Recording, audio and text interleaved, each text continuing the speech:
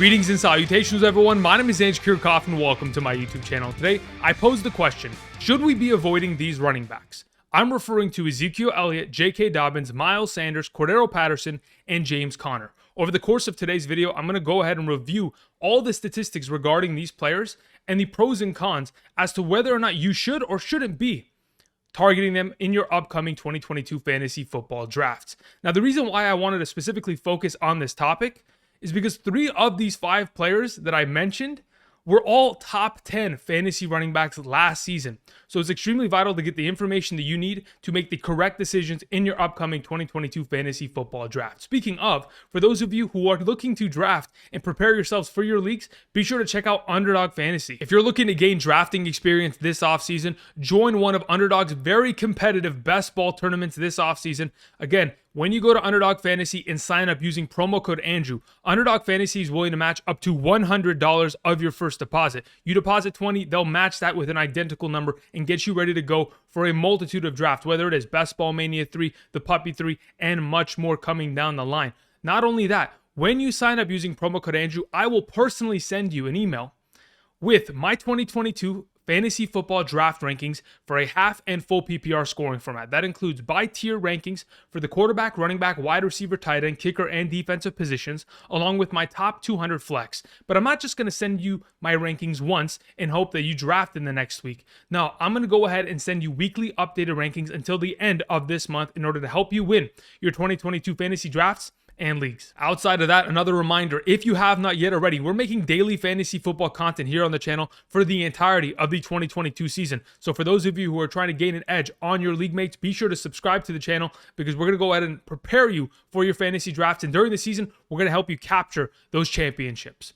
All right, let's get into today's topic with the posed question of should we be avoiding these running backs, beginning with Ezekiel Elliott, Dallas Cowboys running back. This offseason, Ezekiel Elliott has been one of the most controversial fantasy football running backs in the entire landscape. Though he has been an incredible running back for the first 6 years of his career, many are expecting that his best days are behind him, and everything here on forward is going to be very little production in comparison. Now, I just wanted to go ahead and give us a little bit of a baseline. Since 2016, since Ezekiel Elliott was drafted to the Dallas Cowboys, he has led all running backs in the National Football League in total touches. In fact, he has had himself 1,938 total touches, which is almost 400 more than the second running back in terms of that ranking list, which would have been Melvin Gordon. He is by far and away the most active running back over the last 6 years. And it's not by accident. The amount of production that he has provided to the Dallas Cowboys offense has obviously been shown. In the course of fantasy football over the last 6 years, this guy has been a top 12 running back every single season. That includes the year he was suspended for 6 games. That also includes the year that Dak Prescott obviously had his season-ending injury. And even last year, despite many people seeing the downward slide of which that injury caused, Ezekiel Elliott was still able to last year be the number 6 overall running back in fantasy football. That speaks volumes as to what this position holds and what the potential of Zeke is going into 2022. Now, like I mentioned, the injury that he sustained last year was extremely important to his overall production. Prior to his injury, from weeks 1 through 6 of the 2021 fantasy football season, he was the number 3 overall running back in fantasy point total and was averaging 17.77 fantasy points per game. We've all witnessed the highs of Ezekiel Elliott's career. We know what he's capable of. But unfortunately, the injury that plagued him last year really did spiral his overall production to a really low number. I mean, over the course of weeks 8 through 18, after the bye week, he was only averaging 11.09 fantasy points per game. That was a giant dip. Yet, dealing with a partially torn PCL, Ezekiel Elliott didn't miss a single game. In terms of the amount of touches he's been given in his career and the fact that he's only missed 1 game due to injury in his entire career, I'm not counting week 17s in seasons past where this team had already secured a playoff position and didn't want to play Zeke. So over the course of the 88 games that are counted, he's only missed 1. Again, many of us talk about the best ability in fantasy football is availability, and that is what Ezekiel Elliott has contributed to our fantasy teams over the years. Now, I understand the conversation as to his overall production from weeks 8 through 18 of last season. Zeke produced 10 consecutive games of 52 or fewer rushing yards. That is a a big decline in terms of his overall average and standard that he set in his career. But when we look at other running backs in the National Football League last year, let's talk about DeAndre Swift in 2021. Weeks 1 through 8, DeAndre Swift had 8 consecutive weeks of 51 or fewer rushing yards. That's the exact same boat that Ezekiel Elliott was in, yet we're drafting, DeAndre Swift in the first round, obviously because he is a younger running back, and we've somehow relegated Zeke to the late 3rd, early 4th rounds. May not seem fair, but it is what it is. Now, this offseason, the Dallas Cowboys have seen a lot of turnover, and a lot of their offensive linemen, a lot of their receiving options have disappeared. They'll no longer have the services of Lyle Collins, Connor Williams, Amari Cooper. Michael Gallup is still slow to return. James Washington recently got injured. There is a lot of pieces of this offense that are no longer with them. And when we look at what Ezekiel Elliott was able to accomplish last year, and even after he sustained his injury, Tony Pollard wasn't that big of a force in this offense. When I look at Tony Pollard's overall touches per game from weeks 1 through 6, he averaged 12.67 in comparison to weeks 8 through 18, where he only averaged 10.33. Not only did Zeke see a dip in terms of overall touches per week, but so did Pollard. And Pollard went from averaging 10.27 fantasy points per game to 9.06. So I don't really want to hear the narrative that Tony Pollard is getting more and more of an opportunity in this offense. Sure, he's going to get touches. They're going to continue to run the ball. They want to dictate games by running the ball, especially in the second half once this team is ahead. But like Jerry Jones said this offseason, the offense has to run through Zeke. Zeke has to be the focus. And that's exactly what he's going to be. Now that he's recovered from his PCL injury, we have a fully clean Zeke that hopefully, even though he has a lot of mileage on him, is going to be able to contribute for us in fantasy football. Speaking of, let's talk about what this team has done and how they'll continue to allow Ezekiel Elliott to be their main focus. Again, Kellen Moore has been the offensive coordinator since 2019. Since then, the Dallas Cowboys have been the number 7 overall team in total running back rushing attempts, while they've been the number 8 overall team in total running back opportunities, which include rushing attempts plus targets. Now, speaking of targets, Ezekiel Elliott over the last 4 consecutive years has had himself 63 targets minimum a year and 47 receptions minimum a year. I mean, those kind of statistics you really won't find in many other running backs. But not only that, in the last 6 consecutive seasons, he's averaged over 1,250 total yards and 8 touchdowns a year.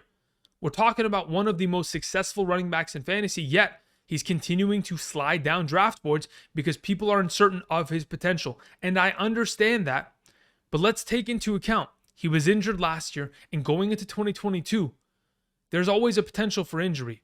Any running back, any player can get injured on a single play. Obviously, some are more susceptible than others. Some have more history than others. But I don't think the best days of Zeke's career are all behind him. I think he's still got juice left in his tank. When we're talking about a Dallas Cowboys offense in 2021 that was number 4 in terms of scoring, they had 55 offensive touchdowns, only behind the Tampa Bay Buccaneers, Los Angeles Chargers, and Buffalo Bills. Again, we're talking about one of the top offenses in the league that were number 1 in terms of total yardage offensively with 6,919 yards. And they were the number 1 team in points per game, 31.2. Any running back associated with that level of offense is obviously going to find success. But the final topic I wanted to cover regarding Zeke is whether or not you should be drafting him. Should we be avoiding Zeke? In my opinion, it would be very difficult for me to ignore Zeke at his current ADP. Where he is coming off of boards in fantasy football seems to me like he's a bargain. His regression is already baked in to his current ADP. If in fact we get a year in which Zeke is only putting up 900 rushing yards once again, is only going to catch the ball 40 times for however many yards he gets, maybe he cashes in on 8 touchdowns, that's already baked in. Anything more that he is going to accomplish will end up being a benefit as to where he's currently coming off the board. I think Zeke is a back that I'm not willing to avoid in 2021 at his current price. All right, let's go ahead and move on, and let's talk about our next running back, J.K. Dobbins of the Baltimore Ravens. During the 2021 preseason, J.K. Dobbins, like we all know, had a season-ending ACL injury. Now, prior to that injury, there was a lot of hype and a lot of momentum that was behind J.K. Dobbins based on what he was able to produce in his rookie season. Again, for those of you who don't recall, in his rookie year, from weeks 11 through 17, when he finally won the starting job in this Baltimore Ravens backfield. He was averaging 16.7 fantasy points per game in a 6-game span. Throughout that span of time, he was the number 8 overall running back in fantasy football. In fact, when you go ahead and just look at the games that the Baltimore Ravens gave him ample opportunity, we're talking about 13 plus touches per game. He was averaging 15.08 fantasy points per game in his career. Overall, J.K. Dobbins had a lot of momentum following him, especially considering we're talking about a Baltimore Ravens rushing attack, which is elite in comparison to a lot of the other rushing schemes in the National Football League. But that's not all. J.K. Dobbins quickly proved to all of us he is a special talent. In fact, since 2010, there have only been 6 running backs to average 6 or more yards per carry in a season, J.K. Dobbins being one of them. You want to know the other running backs on that list? Jamal Charles, C.J. Spiller, Adrian Peterson, Alvin Kamara, and this last season, Rashad Penny. Again, that's pretty good company to say the least. Now, in the absence of J.K. Dobbins, we all anticipated that Gus Edwards would step in and be a fantastic player. Unfortunately, the injuries continued for the Ravens last year. He ended up tearing his ACL. So, who ended up filling in the void that was this backfield? They at first really had a rotation. Tyson Williams, we saw Le'Veon Bell, and then eventually we got to Devontae Freeman and Latavius Murray. Somehow, someway, both of them revitalizing their career in this backfield, both averaging over 4.0 yards per carry. I mean, that is just insane. 2 washed running backs.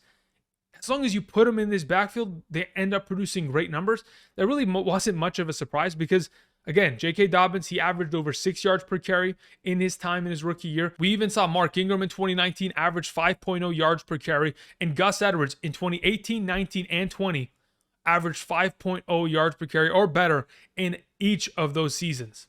This backfield, regardless of who is there, is going to find success. So just by association, J.K. Dobbins is in a relatively good spot, especially considering when we look at this Baltimore Ravens offense since Lamar Jackson became the starter in 2019. They have given their running backs the 12th most rushing attempts, and though they haven't given them much opportunities in the receiving game, all you really need is to run the ball with the Baltimore Ravens, and you're going to find success.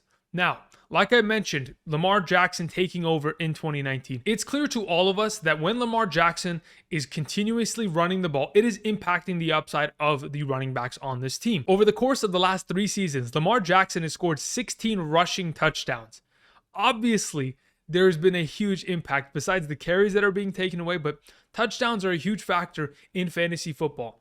That being said, another factor that Lamar Jackson has kind of presented is the fact that he really hasn't targeted the running back position at a mass amount in comparison to other offensive schemes. But last year really showed that he was willing to do so if they needed to. From weeks 1 through 13 of the 2021 season, Lamar Jackson targeted his running backs 47 times. He was on pace in a 17-game season to target them 72 total times for 52 receptions, 396 yards, and 3 receiving touchdowns. Those numbers would have all been career highs for Lamar Jackson in terms of targeting the running back position in his career. Like I mentioned, the real source of fantasy point contribution comes from rushing yardage and rushing touchdowns from the Baltimore Ravens backfield. In 2019 and in 2020, the Baltimore Ravens running backs combined for over 2,200 rushing yards and 17 rushing touchdowns in both years. They want to run the ball. If they're going to get J.K. Dobbins back at a full healthy clip, we're going to be in a great situation. But I don't think we're there yet. I think when I pose the question of, are we avoiding these running backs? I'm beginning to lean into the direction of potentially avoiding J.K. Dobbins, and I'll tell you why. This offseason, they went ahead and they signed Mike Davis. The reason why they did so is because, of course, J.K. Dobbins started off on the PUP list, physically unable to perform during training camp. Though he has since been taken off the PUP list, if you guys go look at him working out at practice, he looks like he's favoring his knee. He doesn't look like he trusts his knee yet. And it reminds me of shades of Saquon Barkley from last year. And until we can potentially see J.K. Dobbins running like he once did, the looming threat of Mike Davis, Gus Edwards, and even the 6th-round selection Tyler Beatty out of Missouri might end up being a threat in this offense. I think we may be in line for a running back by committee by the Baltimore Ravens until J.K. Dobbins can find himself comfortable, which may not happen this year. I mean, when we look at some of these other running backs that have had ACL injuries, besides J.K. Dobbins and Gus Edwards last year, we had Saquon Barkley, Tariq Cohen, Rashad Penny, Adrian Peterson, Jamal Charles, Dalvin Cook. Adrian Peterson was able to come back and have a monster season. It's rare though. I'm not saying it's impossible. I'm just saying it's rare for the potential of a J.K. Dobbins to immediately find success, regardless of how good this offensive line is in terms of run blocking, despite the fact that they have one of the best run blocking fullbacks and tight ends in the National Football League. These things don't matter. It doesn't matter that they spend a first-round pick on an offensive lineman. If J.K. Dobbins isn't comfortable, and if the Baltimore Ravens go as far as to not being able to commit to him as their RB1, then it's going to be hard for me to get him at his current ADP and trust that he can be a flex option RB2 for my roster. I think we're maybe a year away from seeing the J.K. Dobbins of old, but as of right now, despite how beautiful the situation is within a Baltimore Ravens backfield, I think it's far too risky to grab a J.K. Dobbins. Moving on, let's talk about Miles Sanders. Miles Sanders is a very interesting prospect because, last year he didn't score a single touchdown. And because of that, he finishes the number 45 overall running back in fantasy football. And typically, we don't talk about running backs that produced so low in terms of the rankings the year prior, but I really do believe there's a lot of potential for Miles Sanders, and that's why I wanted to present this conversation and give you guys some perspective. Obviously, we all know the Philadelphia Eagles offensive line is the best in the National Football League. Now, because of how great this offensive line has been, they've built their team around it. Besides Jalen Hurts and his rushing ability, they've gone ahead and they've ran the ball consistently with the running back position. Last year, they gave their running backs the 12th most overall rushing attempts and the 11th most overall opportunities. Now, I say all of this to set up the conversation regarding Miles Sanders. Since week 12 of the 2019 season, when Jordan Howard went down with an injury against the New England Patriots, Miles Sanders has been the starting back of this team. Since then, in the last 27 games that he has played, he's averaged 12.83 fantasy points per game.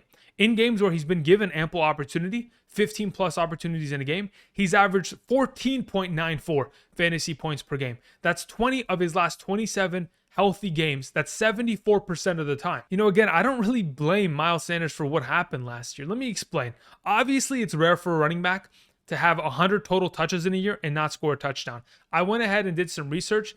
It was the first running back since Frank Gore in 2018 to not have a single rushing touchdowns in a year when a running back had 100 total rushing attempts. This is obviously a rare occurrence, but since 2010, we've only seen 10 running backs that had 100 touches in a given year not score a touchdown.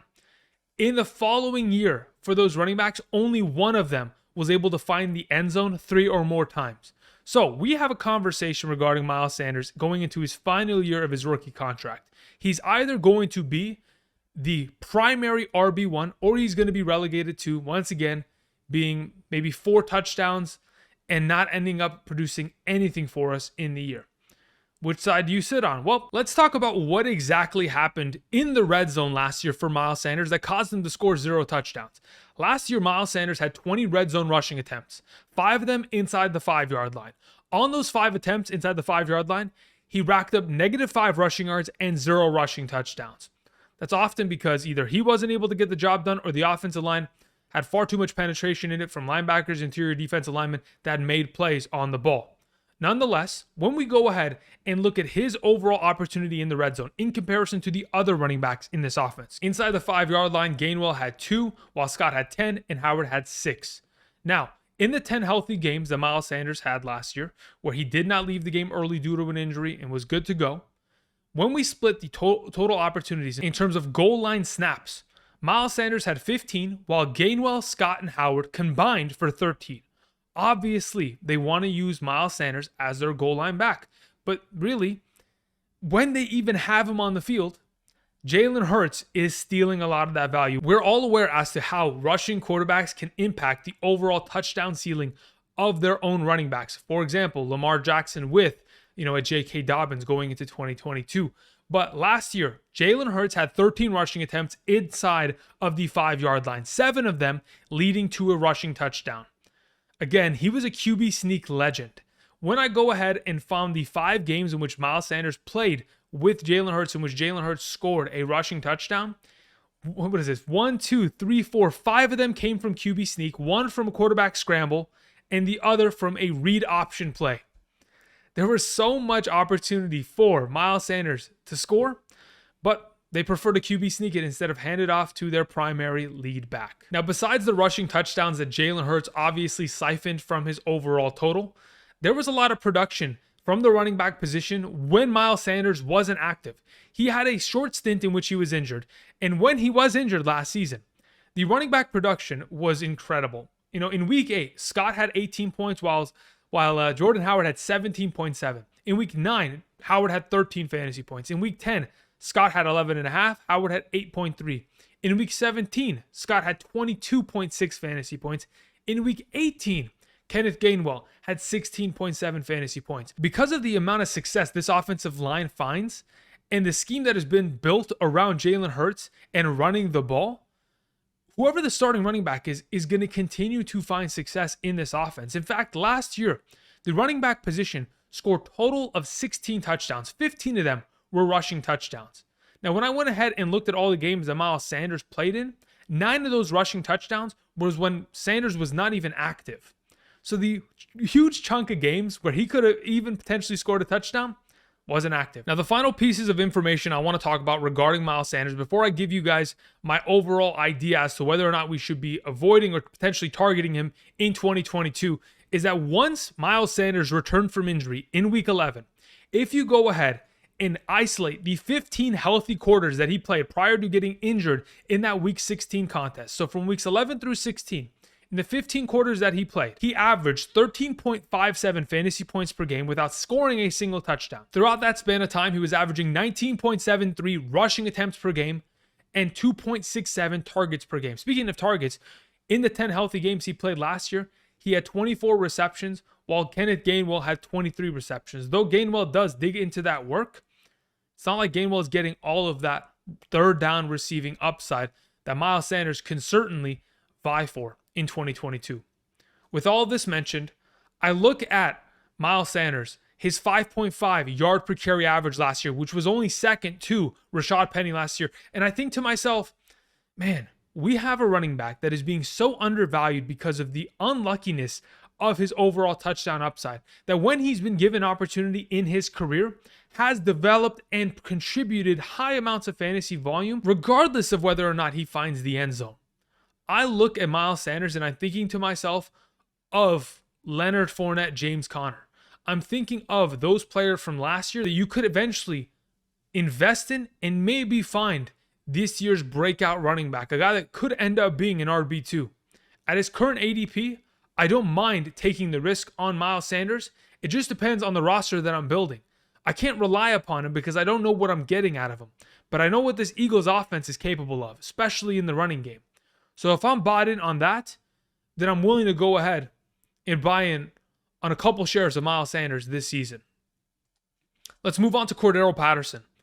One of these top 12 running backs from the 2021 year. I think currently he's being drafted as pick 112 off the board on Underdog Fantasy, which is just absurd to me. I understand Cordarrelle Patterson was a former first-round wide receiver that was picked in 2013. He's had a very long career. In his first 9 seasons of his NFL career, he's only had 847 total touches. That's attempts, receptions, returns, passing attempts, all of those compiled. But if you compare it to other running backs, like for example, Derrick Henry, since 2019, Derrick Henry has had 1,085 total touches, including the playoffs. So in terms of the mileage that has been built onto this man's body, I mean, he is a bigger frame. He's 6'3", 200 plus pounds. The fact that Cordarrelle Patterson hasn't touched the ball 1,500 to 2,000 times really gives him an advantage and gives him the potential to continue his success this upcoming season. Now, last year, when given 10 plus opportunities with the Atlanta Falcons, he was averaging 15.58 fantasy points per game.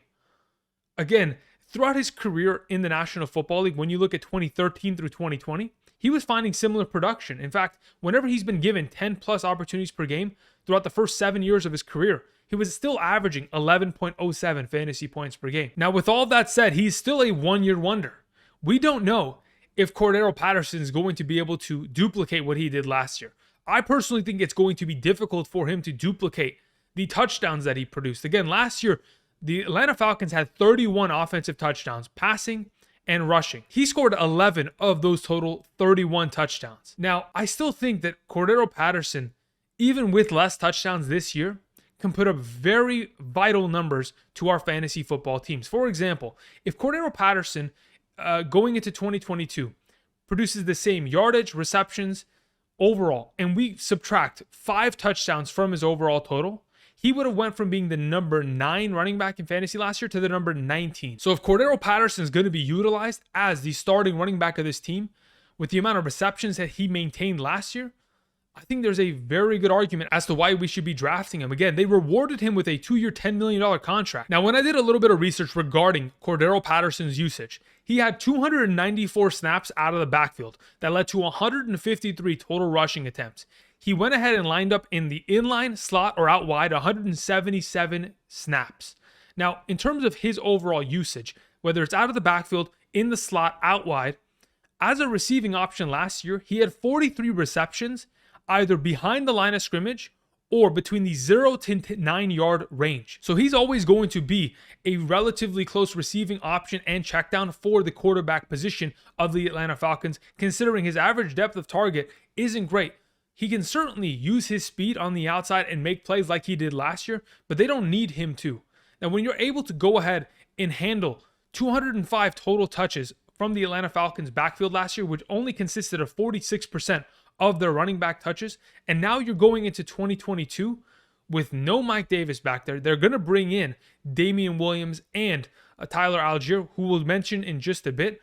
I think there's still a lot of potential for Cordarrelle Patterson, despite the fact that after he sustained his injury and missed that Thursday night football game in week 10 against the New England Patriots, he still managed to fight through the injury and have a pretty good rest of season, despite the fact that in his final 7 games, he had to play against Tampa Bay, San Francisco, Buffalo, and New Orleans in 4 out of those 7 games. Still averaged, 9.93 fantasy points per game. Now, in comparison to the first, 9 weeks of the season, in which he was averaging 16.8 fantasy points per game, it was a huge drop-off. But even if we get a 10-point per week player out of Cordarrelle Patterson this year, he is going to find value far higher than where he is currently being drafted in majority of our leagues. Now, like I mentioned a little bit earlier, Damian Williams and Tyler Algier are going to be huge potential threats in 2022. A lot of people look at Damian Williams and think, all right, well, he was in Chicago last year, was in Kansas City a couple years prior to that. He has found success in fantasy. He has been a decent running back in the National Football League. There's a reason why he continues to get jobs year in and year out. But is he going to be a Mike Davis? Is he going to be able to compete with Cordarrelle Patterson? I don't think so. When I look at Tyler Algier and what he was able to do at BYU, again, he was a great runner, but he's not that fast. I know he has 4.6 speed. He is more of a bruising back, someone that you want to use inside zones, throw him into the A or B gaps and let him bang bodies. That is what he is. He's a change of pace back. He is not going to be the receiving threat of this offense. And though Tyler Algier in his final year in the NCAA was able to get the 2nd most yards after contact, the 6th most missed forced tackles, and had great overall statistics behind that fantastic BYU offensive line, I still don't see him making an immediate impact that is going to impede on the overall success of Cordarrelle Patterson in this offense, because Cordarrelle Patterson doesn't need 300 rushing attempts. What he needs is 150 attempts on the ground and get his 50 to 60 targets through the passing game. And that's where our next conversation goes to. This Falcons offense is going to look really different in 2022. Again, you do not have Calvin Ridley, Tajay Sharp, Russell Gage, Lee Smith, or Hayden Hurst. On top of that, you don't even have Matt Ryan anymore. You bring in Marcus Mariota, which obviously implies that there's going to be an additional rushing threat out of this backfield. When backside defensive ends have to take into account that there is a mobile quarterback and they have to keep contained in case a read option leads to that quarterback booting, the execution of the running game as an entire offense becomes that much simpler. But let's talk about how much Marcus Mariota prioritized targeting his running backs. Again, a couple years ago when he was the starting quarterback of the Tennessee Titans, he loved to dump the ball off to Dion Lewis. Over the course of the last 57 games, Marcus Mariota targeted his running backs 5.07 targets per game. Over the course of a full season would have been 86 targets. Again, like I mentioned before, I don't think any of these running backs, Damian Williams, Tyler Algier, are going to impede on Cordarrelle Patterson's overall success. I think the touchdowns are going to dip. But even when they do, the yardage, the receptions, the lack of mileage on this man's body will allow him to continue to have great weeks as a great flex option that is being drafted at 119, 112 overall. I mean, when you're in the double-digit rounds and you can get yourself a starting running back for a team, why not go ahead and do so and help yourself in 2022? Moving on to our final running back, we have James Conner. A lot of the James Conner conversation this offseason is whether or not he can duplicate what he did last year. Can he, as a full-time running back out of this backfield, put up 15 plus touchdowns on the ground and end up producing those high level of numbers that eventually got him to being a top 5 fantasy running back? Let's address this first and foremost. In his days with the Pittsburgh Steelers, James Conner was a successful running back. In the 32 healthy games he played from 2018 through 2020 with the Steelers, he was averaging 16.2 fantasy points per game.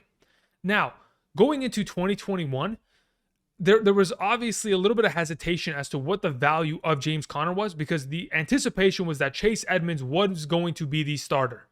And if you look at 2022, Chase Edmonds is, expected to be the starter for the Miami Dolphins. Hint, hint, Sony Michel might end up taking that job. But nonetheless, when we're talking about what the ADP of James Conner was last year, in the 8th and 9th rounds, he was at an absolute discount, despite the fact that Kenyon Drake the year before, as the primary running back in this offense, had scored 10 touchdowns. But the reason people wanted to avoid James Conner was because they looked at Chase Edmonds, they looked at James Conner's injury history over the past 2 years, and that injury bias and the fact that people had been burnt from their overall investments in him in the past led to them avoiding James Conner. That being mentioned, where he was being drafted last year was an absolute steal. That's exactly what I was referring to earlier in this video to guys like Cordarrelle Patterson or Miles Sanders. Now, last year, with Chase Edmonds in the lineup, James Conner was averaging 10.86 fantasy points per game. Now, once Chase Edmonds went down with his injury, it was a completely different game.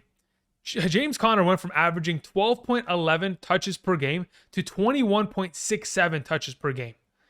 In that 6-game span without Chase Edmonds in the lineup, James Conner was averaging 23.58 fantasy points per game. He played 60% of the snaps in all 6 of those contests.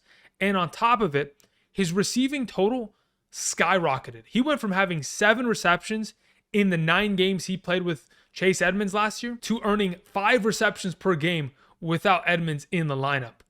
Of course, that level of contribution that James Conner put forth gave many of us confidence that going into 2022, he could produce very similar numbers. And currently being drafted in the 3rd round of leagues, I'm confident that James Conner can have similar levels of production. Though he was extremely inefficient as a runner, averaging less than 4 yards per carry, his rushing touchdowns ultimately carried his season. Now, like I mentioned before, the question is, can James Conner repeat in terms of his overall touchdown production? Last season, he had 18 total touchdowns. That's the 3rd most amongst all running backs in the National Football League last year.